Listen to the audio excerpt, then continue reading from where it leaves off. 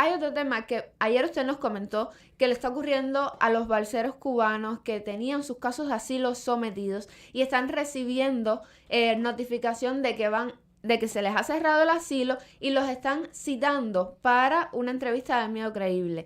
Sin embargo, al publicar este video del día de ayer, personas nos comentaron, yo soy venezolana y me ocurrió lo mismo. Es decir, que no solo está pasando con los cubanos que entraron por mar, sino también con otras personas que tienen sus asilos sometidos. Los están cerrando, les mandan notificación para una entrevista de Miedo Creíble.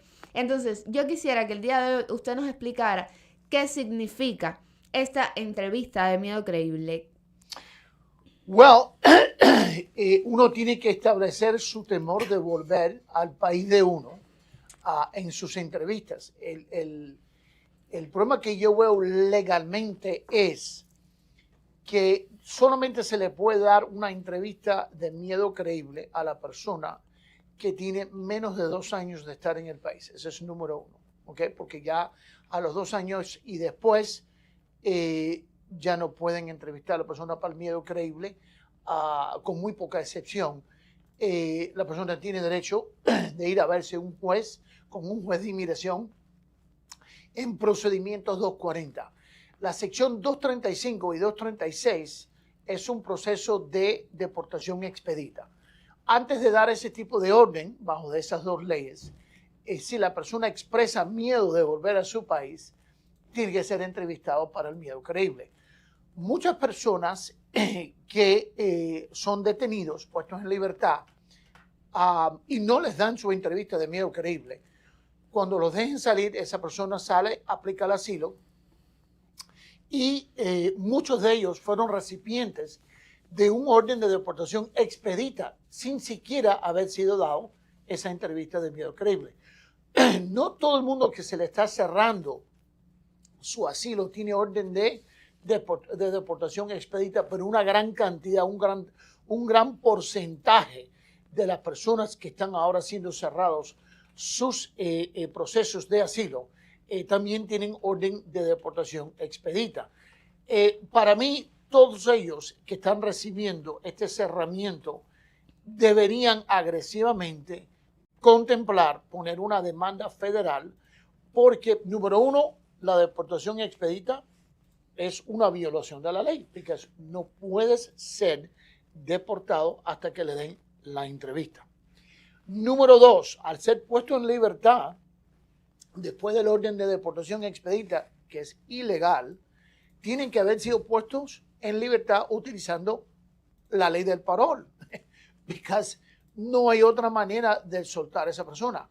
Si quieren soltar a una persona después de que ella tiene un orden de deportación, le tienen que dar un I-220B. So, aquí hay una serie de errores de parte de inmigración que han cometido y ahora están cometiendo una que para mí es inconcebible. Están ahora cerrando el asilo de la persona y le están obligando a volver a lo que tienen que haber conducido años anteriores. So, invitamos a las personas que se encuentran, sean de Venezuela, Colombia, de donde sea la persona, que nos contactan y vamos a hablar de una posibilidad de meter una demanda federal. Así mismo es, el número para contactarnos es este que aparece aquí en la pantalla. Entonces, abogado, en caso de que los citan, tienen la cita para la entrevista de miedo creíble. Esta persona nos decía, tengo miedo de ir a esa cita. ¿Qué deben hacer? ¿Cómo se deben preparar para esta entrevista? Hay que buscar un abogado enseguida. Si quieren, nuestra oficina aquí en Legal en UCA, quienes ellos quieran, pero tienen que buscarse alguien con licencia de abogado que puede entrar con ellos a esa entrevista.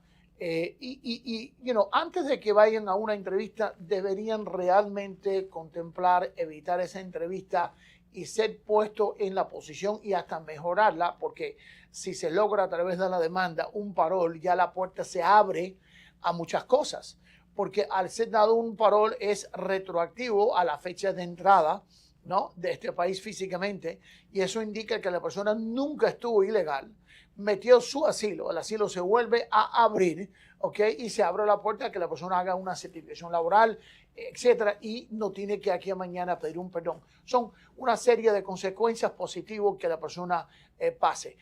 Simplemente aceptar ir a una entrevista de Miedo Creíble, que es, en mi opinión, de nuevo, ilegal. Estás uno encerrándose en una oportunidad muy limitada. Ahora, cuando una persona se prepara para una entrevista del Miedo Creíble, debería prepararse con alguien que tenga licencia de abogado, porque es el único que va a poder entrar con usted a esa entrevista. Los notarios y sus paralegales tienen su función, yo no los critico, pero ellos no pueden entrar con uno a esas entrevistas. Entonces, uno va a estar entrando con algo que fue preparado por alguien que ni siquiera está a su lado en la entrevista. Entonces, ¿qué es lo que ocurre en estas entrevistas? ¿Qué preguntas le suelen hacer? Lo mismo que le preguntan en cuanto uno va a su entrevista del asilo, le preguntan cuál es el temor de usted, en qué se base, tiene que ser basado en 5 cosas: raza, nacionalidad, religión, expresión política y membresía en grupo particular social. Hay que asegurar de que se ha cubierto en su aplicación y el contenido los elementos que son requeridos ser comprobados para establecer un caso de asilo y de miedo creíble para cada uno de esos 5 bases que yo mencioné, porque cada uno tiene su elemento. Entonces, el consejo es ese: estar bien preparado, asesorarse. Si usted recibe una notificación similar, contacte enseguida a un abogado. Si creen que su caso de asilo no es lo suficientemente fuerte o no está bien argumentado, contacte también para que lo puedan arreglar si es que hay tiempo.